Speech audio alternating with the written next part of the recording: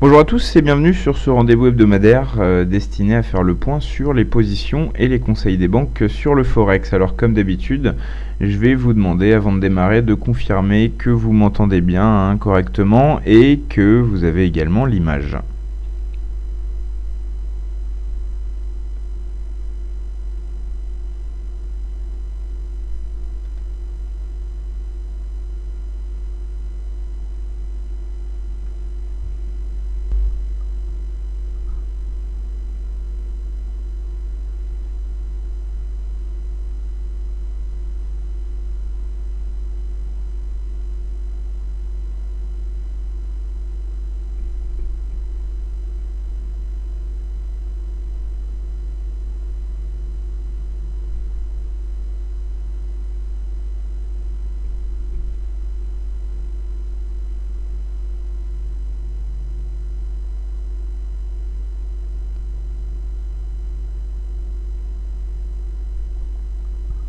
Alors je vous rappelle que j'attends votre confirmation que le son et l'image sont ok. Voilà, alors visiblement ça met quelques instants à me parvenir, mais j'ai vos retours donc on va pouvoir démarrer. Comme chaque semaine, je vais brièvement rappeler de quoi on parle et présenter donc cette intervention. Donc cette intervention est réalisée par Professeur Forex, donc pour DailyFX. On parle d'un service que Professeur Forex propose qui s'appelle le portefeuille des banques, dans lequel on compile, on recherche, on compile et on suit des positions et des conseils de grandes banques sur le Forex. Donc ça peut être des positions prises par les banques, parfois elles communiquent là-dessus, ou ça peut tout simplement être des conseils qu'elles émettent à destination de leurs clients. Il faut savoir que c'est des conseils principalement swing trading, moyen terme, que l'intraday est très rare. Autre point particulier, la plupart des positions qui sont en cours dans le portefeuille des banques ont été précédemment des ordres limites. C'est donc assez facile de suivre ce service de conseil, vu que il n'y a pas de déclenchement de position qui arrive de nulle part. Ça a été précédemment des ordres limites. On sait à quel cours les banques prévoient de déclencher leurs conseils ou leur prise de position. Alors je rappelle également le déroulement du webinaire, ce qu'on fait tous les lundis à 16h. C'est qu'on passe en revue l'intégralité du portefeuille, tout ce qu'on a dans les positions en cours et dans les positions en attente, et on regarde plus en détail sur les graphiques les positions qui ont été ouvertes ou les ordres qui ont été enregistrés depuis le webinaire précédent de la semaine dernière. Donc on va démarrer tout de suite avec donc les positions en cours. On voit que sur l'euro-dollar, on a une position actuellement dans le portefeuille. Elle a été ouverte vendredi dernier. C'est une position acheteuse. Une position de moyen terme de la part de Citi avec un objectif assez ambitieux à 1,20. Donc on va aller voir ça un peu plus en détail sur les graphiques tout à l'heure, vu que c'est une position qui a été ouverte après le dernier webinaire sur GBP-USD. On a une nouvelle position également à étudier tout à l'heure, un ordre d'achat de la part de UOB à contre-courant des deux ordres de vente qu'on connaissait déjà, qui étaient déjà en portefeuille de la part de Morgan Stanley et de JP Morgan, donc deux ordres de vente sur GBP-USD et un ordre d'achat qu'on va passer en revue un peu plus tard dans ce webinaire. En ce qui concerne le dollar-yen, on avait la semaine dernière, au moment de ce webinaire, trois ordres de vente, trois positions vendeuses et une position acheteuse. On a une nouvelle position vendeuse qui vient faire pencher le consensus encore plus du côté de la vente sur le dollar yen. Pour ceux qui suivent le webinaire toutes les semaines, on a vu les semaines précédentes qu'il y avait un défaut de consensus sur le dollar yen. On s'est retrouvé parfois avec 3 banques à l'achat et 3 banques à la vente. Là on voit qu'il y a un consensus vendeur qui commence à se dégager, 4 banques à la vente et une banque à l'achat. Donc on verra donc cette position enregistrée vendredi dernier, position vendeuse de UOB, on la verra plus en détail un peu plus tard, quand on passera en revue les positions les plus récentes. Pour le reste des positions en cours, on en a une assez récente qui date de jeudi dernier, une position vendeuse sur NZD-USD de la part de Crédit Suisse. Et sur EuroGBP, rien de nouveau, voilà la plupart des positions qui sont actuellement ouvertes dans le portefeuille des banques. En ce qui concerne les ordres limites en attente, on en a un nouveau de la part de Crédit Suisse enregistré aujourd'hui, un ordre stop d'achat avec un cours d'entrée à 1,1381. Donc on va aussi voir ça plus en détail, de même que le conseil inverse de JP Morgan, qui est un conseil de vente avec un ordre limite enregistré vendredi dernier. Sur le dollar yen, rien de nouveau. Sur le GBP USD, on a cet ordre de Crédit Suisse qui est nouveau, qui date de vendredi dernier, un ordre limite d'achat. Je rappelle le principe des ordres limites. Alors limite d'achat, on souhaite acheter sous le cours actuel, donc à meilleur compte. Un ordre limite de vente, on souhaite acheter au-dessus du cours actuel. Et les ordres stop, c'est l'inverse. Un ordre stop d'achat, c'est on attend que ça monte jusqu'à un certain point pour confirmer la hausse et se positionner à l'achat. Et pareil pour la vente. L'ordre stop de vente est un ordre de vente sous le cours actuel.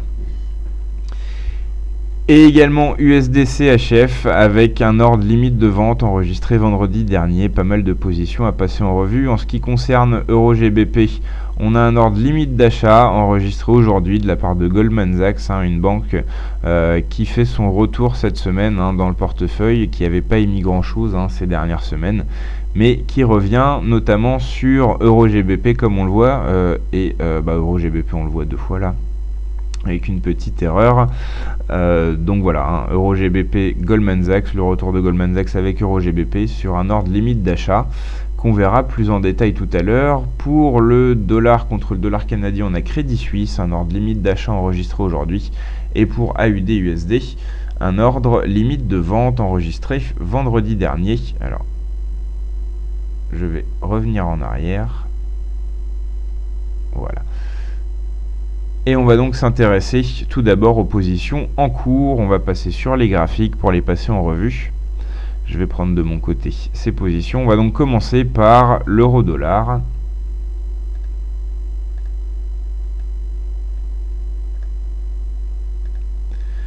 Euro-dollar, donc une position acheteuse de la part de Citi, ouverte vendredi dernier à 1,1278.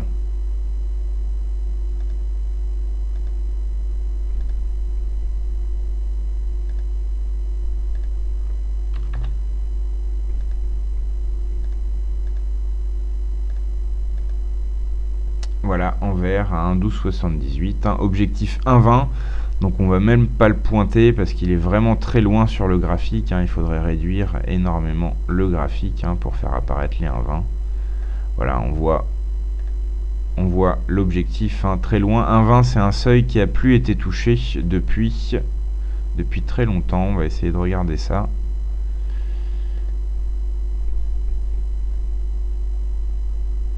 Alors, la dernière fois qu'on a touché les 1,20, c'était il y a un an, en janvier 2015.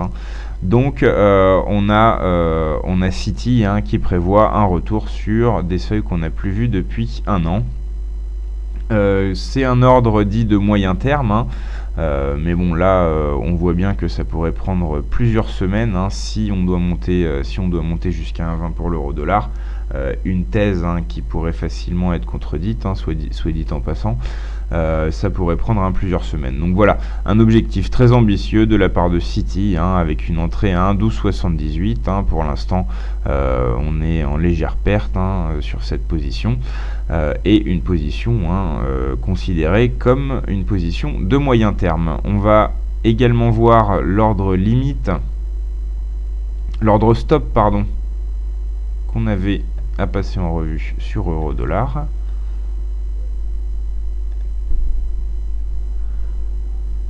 Donc un seuil d'achat à 1,1381.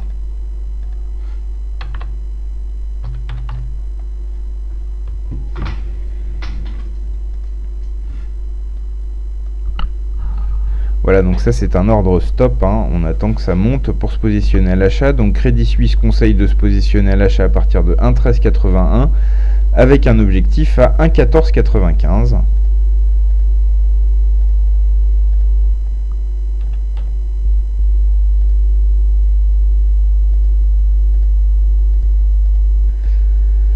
et avec un stop qui n'est pour l'instant pas communiqué, un stop qui n'a pour l'instant pas été fixé. Donc voilà, hein, une position qui est à considérer comme une position de court terme, hein. On voit que de 1,1381 à 1,1495, hein, il y a à peine plus de 100 pips, hein. Donc là, disons que Crédit Suisse, hein, estime que la consolidation va durer encore un moment, et estime qu'au-dessus de 1,1381 on pourra considérer qu'on est sorti de la consolidation et qu'une hausse, hein, jusqu'à 1,1495 est envisageable. Pourquoi 1,1495? Parce que c'est juste avant le seuil psychologique des 1,15. Et pourquoi 1,1381? On voit que c'est juste au-dessus du dernier sommet important du 11 février. Hein. Donc voilà les justifications des seuils. Et pour le stop, hein, je rappelle que pour l'instant, il n'a pas été communiqué. Toujours pour l'euro-dollar, cette fois un ordre limite de vente, avec un cours d'entrée à 1,1425 de la part de JP Morgan. Cours d'entrée à 1,1425, stop 1,1575.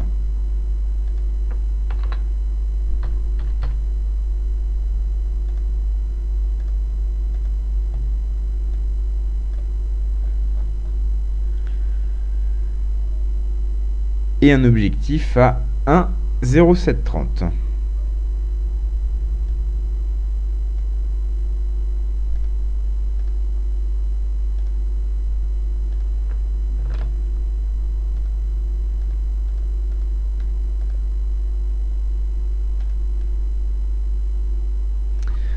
Voilà, donc là en gros, hein, on attend que ça remonte à 14,25 pour se positionner à la vente en visant les 1,0730 avec un stop, hein, sur les 1,1575. Alors on va essayer de trouver les justifications de ces seuils. Bon, il n'y a pas de justification particulière récemment, à part pour les 1,0730, hein, qui concernent les plus bas les plus bas annuels, hein, c'est les plus bas de l'année 2016, hein, qui ont été marqués donc autour de 1,0730, hein, juste au-dessus de 1,07 le 5 et le 6-7 janvier. Hein. Donc voilà pour cet ordre limite de vente de JP Morgan qui semble quand même, hein, compte tenu du contexte, peut-être plus réaliste que l'ordre stop d'achat, hein, de la part de Crédit Suisse qu'on a vu précédemment et qui vise une remontée à 1,20. Hein. Voilà pour tout ce qu'on a sur l'euro-dollar. Maintenant GBP-USD avec tout d'abord une position en cours enregistrée vendredi dernier. Un cours d'entrée à 1,4475.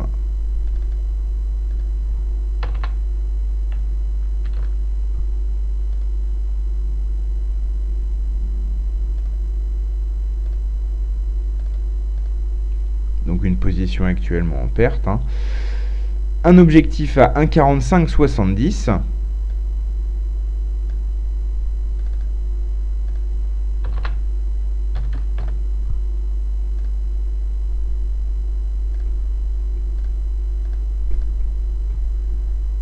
Et un stop à 1,4350.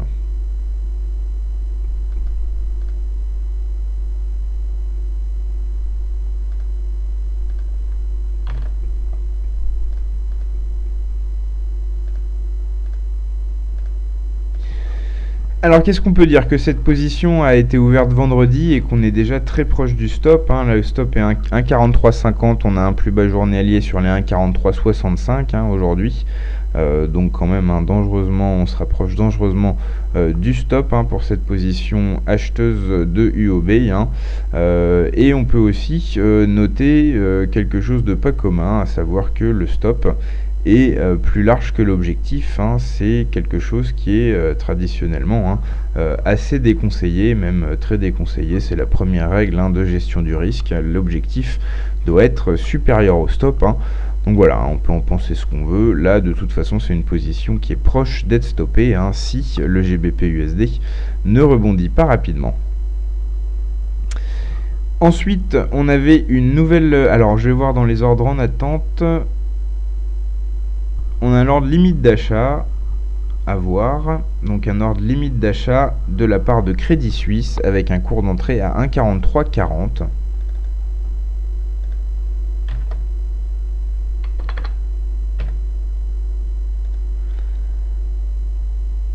Un objectif à 1,4635.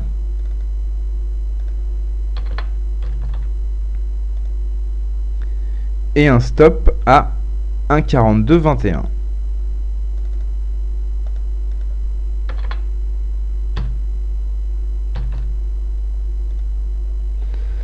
Voilà, donc là en gros, hein, on attend, enfin même précisément, on attend que ça, que la phase baissière là qu'on voit depuis vendredi se poursuive jusqu'à 43,40. À ce moment-là, selon alors où est-ce qu'il est le nom de la banque? Ah oui, selon Crédit Suisse, on remontera hein, jusqu'au 1,4635. Hein. Potentiellement, et donc un stop à 1,4221. Là on voit que le stop correspond plus ou moins hein, à ces creux là hein. Et on voit également que le seuil des 1,4635 correspond assez bien à ces sommets importants qui datent du début du mois de février hein. Donc voilà pour cet ordre limite d'achat hein. On attend que ça baisse à 1,4340 pour se positionner à l'achat. Un conseil de Crédit Suisse. On repasse sur les positions en cours avec donc le dollar-yen.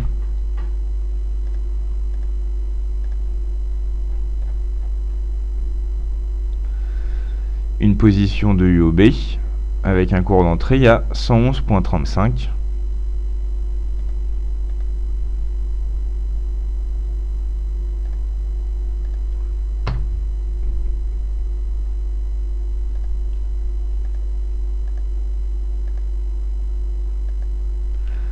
Voilà, donc position vendeuse de UOB, hein, donc en légère perte hein, pour l'instant, enfin même en perte hein, d'une quarantaine de pips. On est sur les 111,74 au moment où je vous parle. Cours d'entrée vendeur à 111,35. Objectif 110.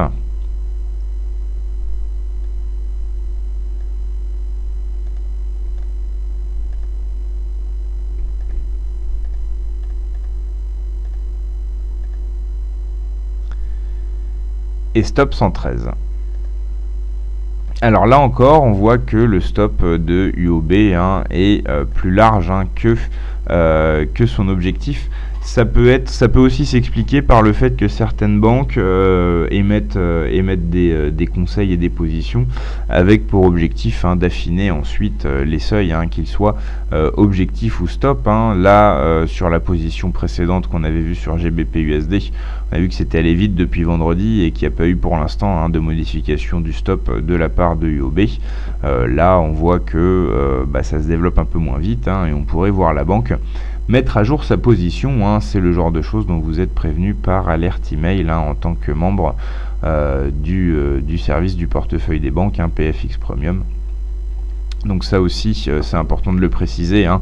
On vous montre tous les lundis une photographie hein, du portefeuille des banques, mais il est modifié 3-4 fois par jour hein, en fonction des nouveaux ordres qui sont entrés, des ordres qui sont annulés, des positions qui sont ouvertes, des stops ou des limites qui sont modifiées. Hein. Donc tout ça, hein, c'est donc assez animé. Et il y a également que ce que vous voyez pas, un outil intéressant que vous voyez pas ici, c'est le centre d'analyse des performances, où on peut classer les banques hein, par paire de devises, hein, voir quelle est la banque la plus performante pour chaque paire de devises, entre autres types de classement, hein, et ainsi choisir, sélectionner hein, les conseils qu'on veut suivre et les conseils qu'on préfère laisser de côté. Hein. Donc voilà pour cette position vendeuse de la part de UOB hein, ouverte vendredi dernier, qui vise une poursuite de la baisse du dollar-yen jusqu'au seuil des 110. Et pour l'instant, c'est une position qui est en perte.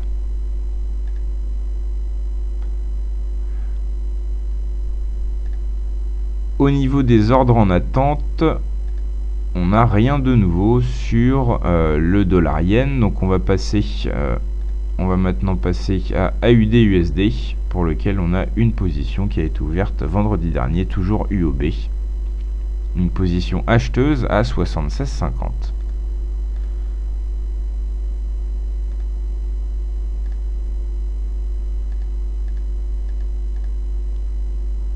avec un objectif à 77,40.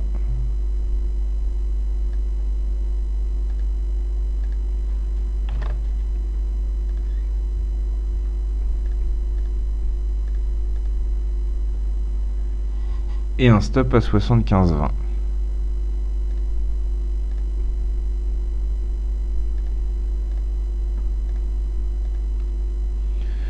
Voilà, donc on voit que là aussi, hein, comme pour les autres positions prises vendredi par UOB, ça part mal, avec un stop qui se rapproche, hein, on l'a pas vraiment frôlé, mais cette position est pour l'instant perdante, et on voit aussi, hein, que l'atteinte de l'objectif des 77,40, hein, est soumise au franchissement du seuil psychologique des 0,77, et bon, effectivement, hein, ça peut être une étape, hein, bloquante dans l'éventuelle poursuite de la hausse sur AUD USD. En ce qui concerne le stop, c'est vrai que sous les 0,7520, sous les 0,75, 0,7520, on pourrait considérer que la phase haussière actuelle, hein, d'AUD USD est remise en cause à court terme.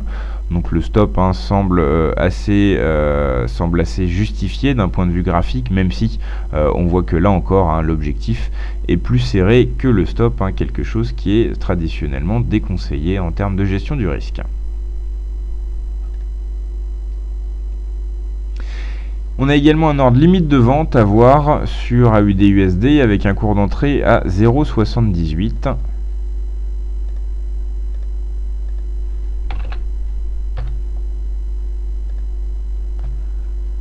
Un objectif à 0,69.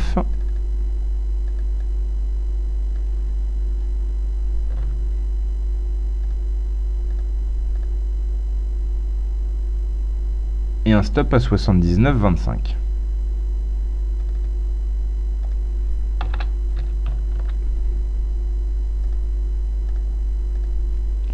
Alors peut-être plutôt aller la voir en données journalières, cette position. Voilà, donc un ordre limite de vente, on attend là une remontée à 0,78, hein, c'est une position de moyen terme, c'est un conseil de Morgan Stanley qui attend donc une poursuite de la hausse jusqu'à 0,78 et après une lourde chute, hein, jusqu'à 0,69 et le stop est à 79,25. Hein. Donc là, une gestion du risque, hein, qui est parfaite. Hein. On a un stop à moins 125 pips, on a un stop à 125 pips de perte, mais on a un objectif à 900 pips de gain. Hein. Donc là, une position de moyen terme de la part de Morgan Stanley qui serait intéressante, hein, si elle se concrétise. On voit que c'est tout à fait possible, hein. On voit que la remontée qui nous amènerait potentiellement jusqu'à 0,78 est en cours, hein, et on voit que sur les 0,78 on n'aura pas encore réellement, hein, remis en cause, hein, la tendance de fond baissière d'AUD USD, donc c'est vrai que les 0,78 c'est peut-être un bon point de retournement, hein, pour qu'on aille revisiter les derniers plus bas, hein, des plus bas qui datent du début du mois de janvier, hein, du début de l'année. Donc voilà, hein, une poursuite de la hausse jusqu'à 0,78 et ensuite une baisse sur les plus bas annuels anticipés par Morgan Stanley dans cet ordre limite de vente AUD USD.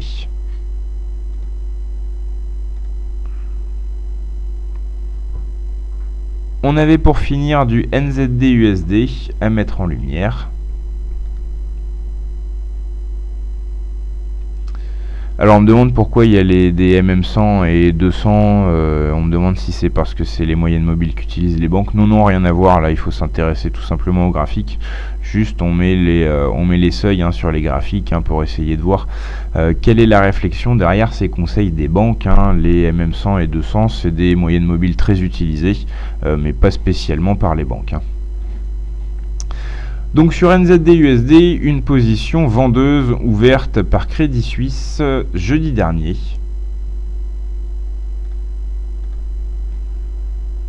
Ouverte à 0,6810.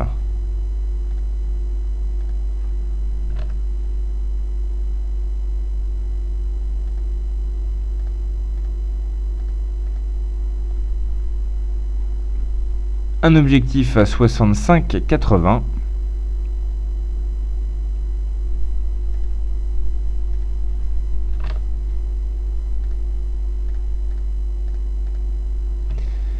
et un stop à 0,69.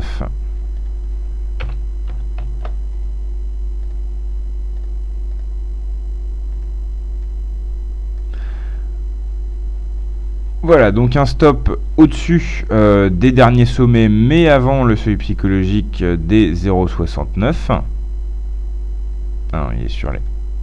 Pardon, il est sur les 69. Ok, voilà, c'est celui-là.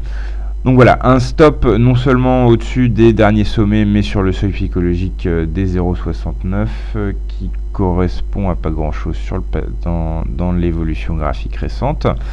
En ce qui concerne le cours d'entrée, on voit qu'il est au-dessus du cours actuel, donc c'est une position qui est pour l'instant gagnante. Hein.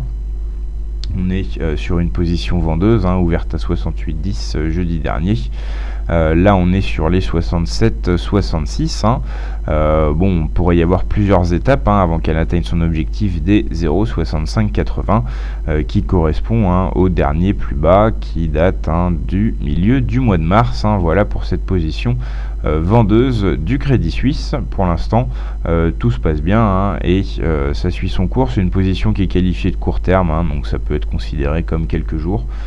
Effectivement, là, ça pourrait être rapide, comme ça pourrait prendre 3, 4, 5 jours si on se dirige vers cet objectif des 65,80. Alors, je regarde. On a une dernière chose à voir, c'était un ordre limite de vente sur USD CHF. Alors, limite de vente de Crédit Suisse avec un cours d'entrée à 97,49.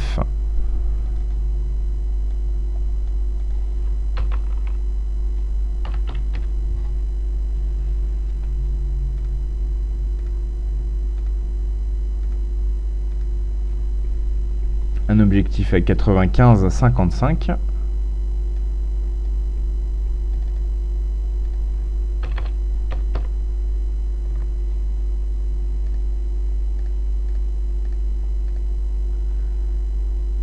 Et un stop à 98,03.